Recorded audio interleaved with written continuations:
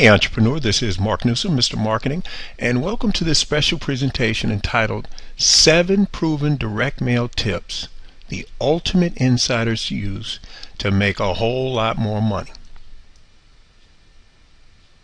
and how you can too.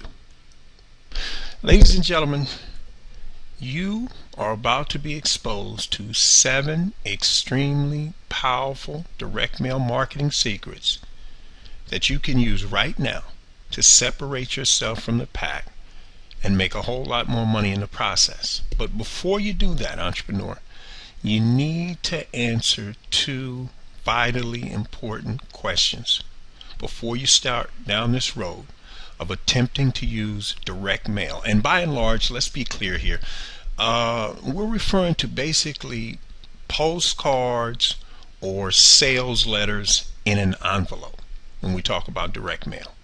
But here's the first question you need to answer. Is the product or the service that you're attempting to market to this specific target group, is it really important enough to them, entrepreneur, that they want to spend their hard-earned money on it to get the solution that you're offering? That's the first question. Here's the second one. What verifiable proof do you have that they're currently doing so? In other words, has Dummies put out a book recently about it?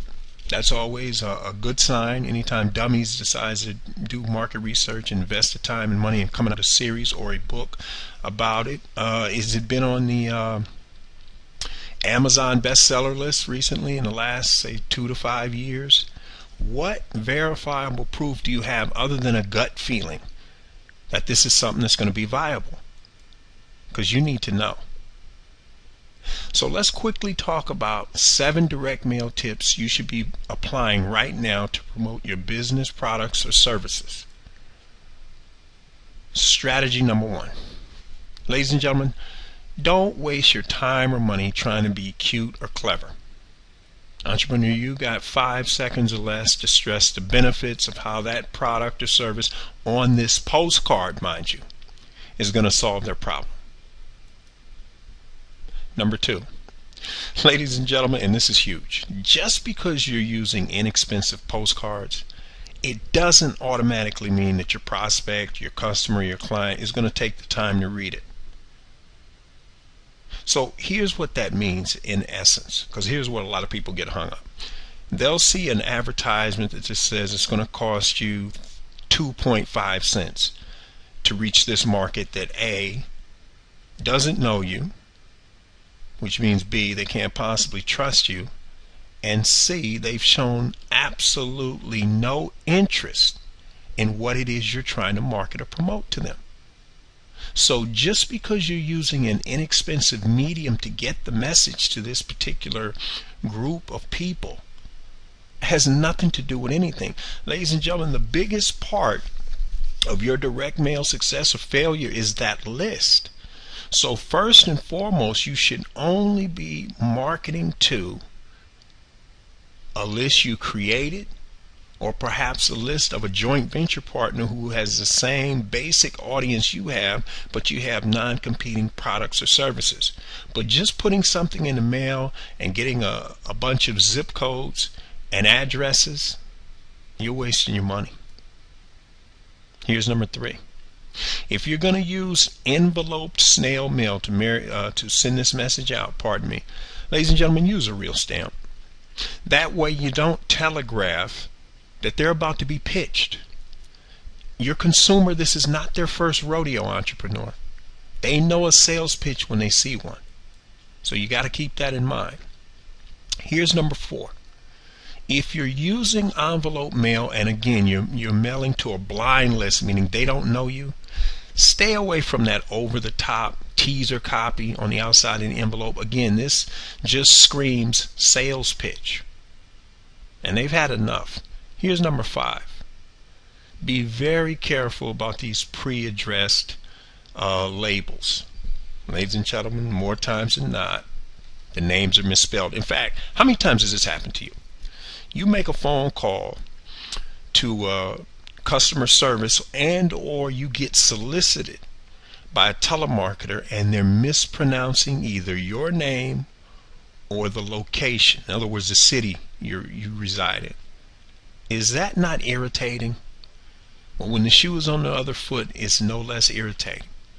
People don't like to see their name misspelled, and it just screams that this is some kind of junk mail promotion.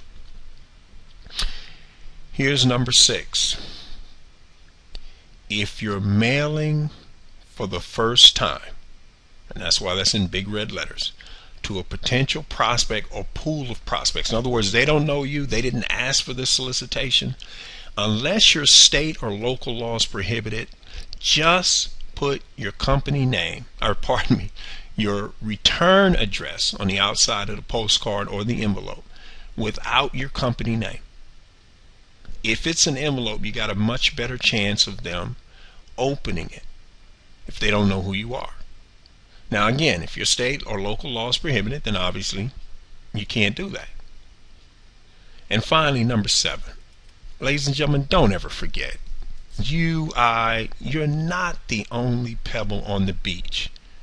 Meaning your prospects, your customers, and your clients 24/7, 365 days a year, they're being bombarded on and offline through email, offline inserts, radio, television, you name it. Somebody's coming at them screaming for them to spend money.